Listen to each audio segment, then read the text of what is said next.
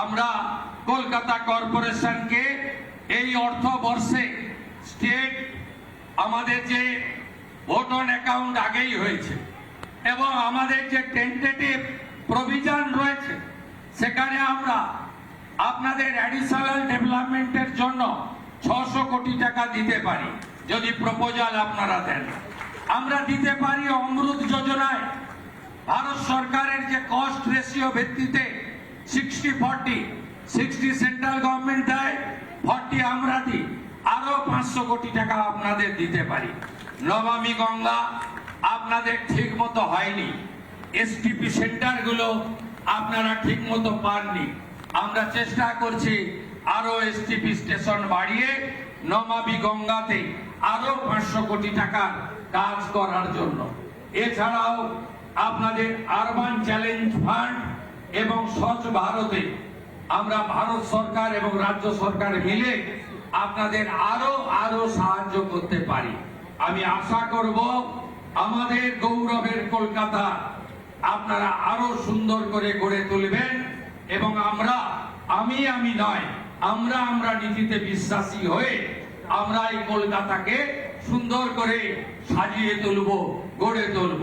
মাননীয় urban development সেক্রেটারিকে বলবো এই সময়কালে যাতে কলকাতায় কোনো অসুবিধা না হয়।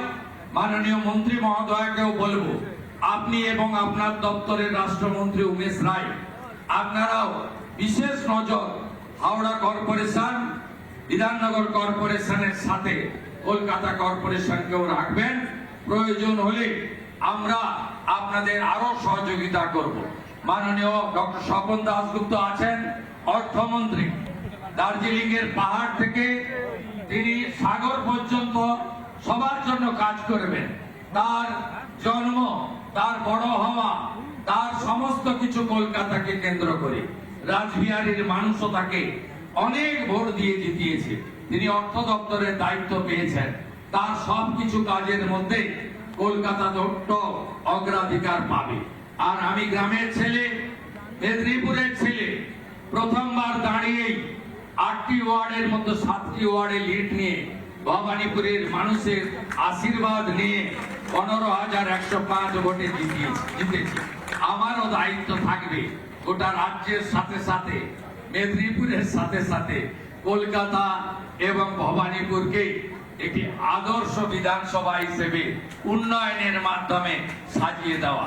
আসুন আমরা ওরা নীতি ছেড়ে দিয়ে আমরা সবাই উন্নয়ন, বিকাশ, প্রগতির মধ্য দিয়ে আমাদের কলকাতাকে এগিয়ে নিয়ে যাই এবং আমরা ডিলিমিটেশনের মধ্য দিয়ে আমরা কলকাতায় ওয়ার্ড পুনর্বিন্যাস করে একটি 6 মাসের মধ্যে নির্বাচিত বোর্ডের হাতে দায়িত্ব তুলে দিই। এটাই আমাদের সকলের ইচ্ছা থাকুক। সবাই ভালো থাকবেন। সকলকে আরেকবার অভিনন্দন জানিয়ে মাতা কালীকে প্রণাম করে আমার কথা এখানেই শেষ করলাম। জয় হিন্দ, বন্দে মাতরম। নানা ধরনের কন্টেন্ট দেখার জন্য লাইক করুন, শেয়ার করুন আমাদের ফেসবুক পেজ, সাবস্ক্রাইব করুন আমাদের ইউটিউব চ্যানেল। পাশাপাশি অন্যান্য ব্রেকিং নিউজের জন্য অবশ্যই চোখ রাখুন রিপাবলিক বাংলায়।